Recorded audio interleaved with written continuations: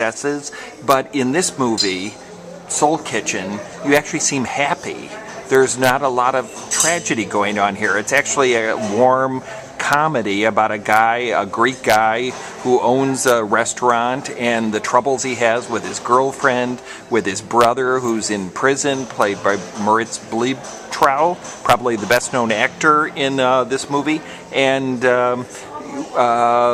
with the new cook, who is actually the star of Head On, a wonderfully intense actor whose name is... Yes. So what made you decide to do this? Have you gotten happy? Is this a new phase of your life? No, it was the opposite. It was during the shooting of The Edge of Heaven, a very close friend of mine, who was also my producer and my mentor and my teacher, Andreas Thiel, he died in the last week of The Edge of Heaven, and by a brain stroke. And I was kind of like very sad. I was in a deep grief for like half a year. And I had gave up Soul Kitchen for a long time ago, because actually the first draft of Soul Kitchen was written right after the editing of Head On. Which was 2004. 2004. It was even before, because Head On came out 2004, but the editing happened in 2003, you see. And after the shooting of Head On, I was kind of like broke, really broke, because part of my fee I put into the budget of Head On to do it the way I wanted to have the film. So I had the naive idea to write something very fast, which is settled in my neighborhood with friends of mine. In Hamburg. In Hamburg, Germany. And I will shoot it like with a very low budget and like very fast. That was the concept and the idea of Soul Kitchen. But then when Head On won all the awards and the Gold Bear at Berlin, all of a sudden you were an internationally famous director. Yeah, and I didn't trust the script of Soul Kitchen anymore, you see. And I must do something serious now. That's what I thought, and I had to confirm the success and blah blah blah. I was young when I had all these thoughts. And how old are you now? I'm 37 actually. You look very young still. Thank you. 37 is still very young. I was thinking different. Soul Kitchen was a life lesson for me, in a way, a very important one, because Andreas, my friend who died, he was always like, don't care what other people say, let's do the film and let's do it so good as possible, the Soul Kitchen. And I was like, no, I'm not going to trust it, we cannot do a comedy. And looked at all the new market we have, and France, and you know, and the US, and I was like, I wanted to produce the film and find another director for it. And meanwhile, I did The Edge of Heaven, and I did this Crossing the Bridge thing. And Crossing the Bridge was about musicians. Yeah, it was the music documentary I did in 2005. And when Andreas died, and I saw him like every night in my dreams, somehow he convinced me in my dreams to do Soul Kitchen, you know. And he always wanted me to do the film, and like I said, I was in a deep grief, personal grief, and Soul Kitchen was somehow a way out of that. That was one of the reasons, maybe the most important reason. Well, yeah, I read in the production notes that this turned out to be the most expensive movie you've made. The most expensive movie I made, the most difficult movie I made. I thought it's like, yeah, easy and yeah, based in my neighborhood, but it was so... Comedy is hard, drama is easy, is that what you found out? I won't say that drama is easy, you know, but it's, you know, you're...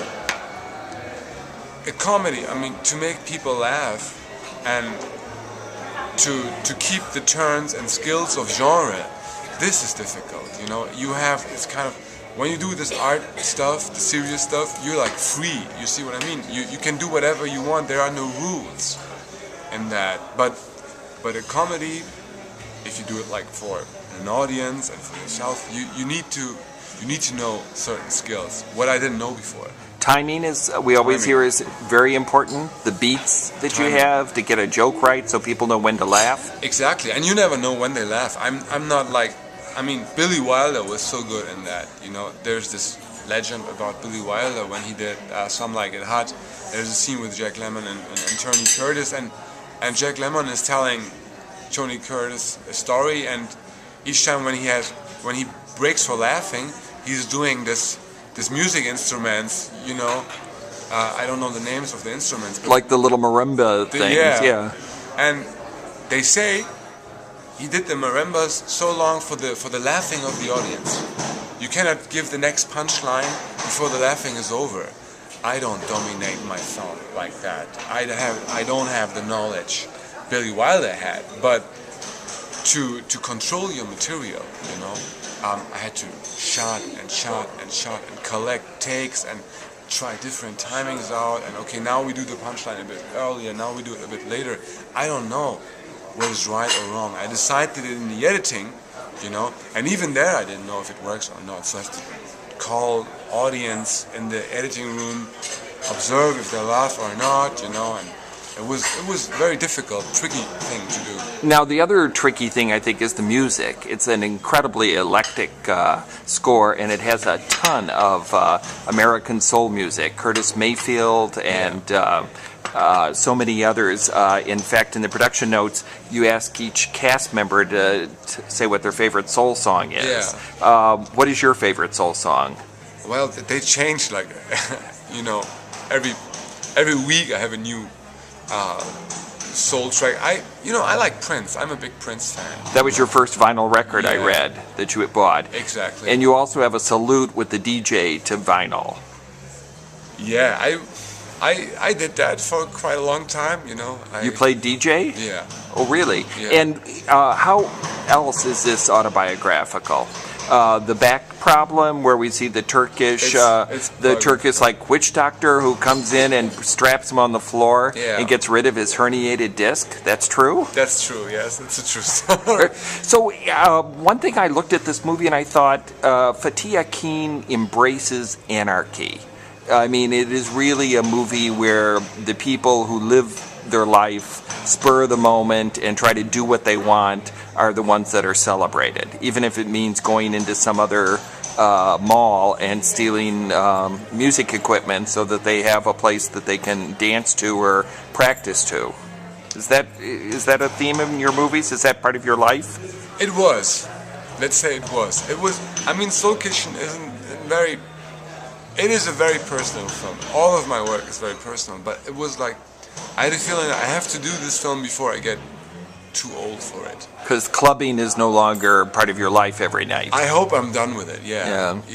It was, I mean, it was a kind of like an exhausting lifestyle. I was in this clubbing and gastronomic world before I came to the film world.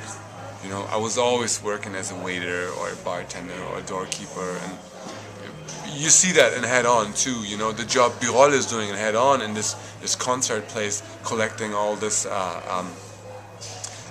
empty bottles and stuff. I did that. Now, one last thing here. How intimidating is it to all of a sudden become world famous and have everybody love the movie you've done? What did Head On do to your psyche, outside of say to you, I can't make Soul Kitchen next, I have to do something serious? I mean, we hear for success sometimes people feel like, I don't deserve this, I'm a fraud, it's not really me that they love, it was just lucky. I mean, you make it look so easy. All these 4 films that we've just discussed. It's, I mean, especially after Head On and the success of Head On, I felt pressure, you know, and I mean, pressure can be positive, you know, and it can be negative. It's like Soul Kitchen was a way out, you know, not to be the slave of my success.